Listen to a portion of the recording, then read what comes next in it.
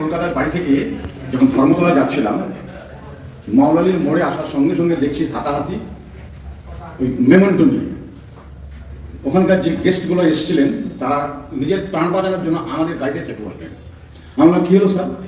তো বলছেন মানিকতলার ওদিকে একটা সাহিত্য গোষ্ঠী সাহিত্য সভা করেছেন এবং সেই মেমন্টো বিতরণের জন্য নেওয়ার জন্য হাতাহাতি মারামারি কেড়ে নেওয়ার মতো পদ্ধতি অবস্থা।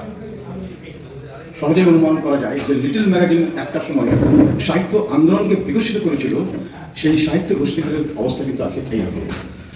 সাংবাদিকতা সাহিত্য দুটোর কাঠামোটা দুই ধরনের হতে পারে, কিন্তু দুটোর মধ্যেই কিন্তু শিল্প আছে।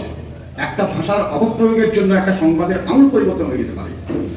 1984 সালে নিজের দেহরক্ষীর 16টা গুলির বিনিময়ে যখন ইন্দিরা গান্ধী চাকরা হয়ে গেলেন, সরকারি ডিক্লারেশন নাই বলে আমাদের প্রতিবেশী দেশগুলো, আমাদের বন্ধু দেশগুলো ইন্দিরা গান্ধীর মৃত্যুর খবরটা দিতে পারছে না।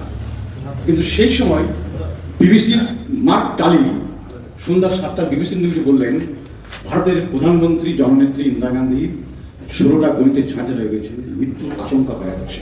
এই মৃত্যুর আশঙ্কা করা হচ্ছে বলে বলার মধ্যে ইন্দিরা গান্ধীর মৃত্যুর প্রচারটা কিন্তু তিনি করে দিলেন গোটা পৃথিবীতে।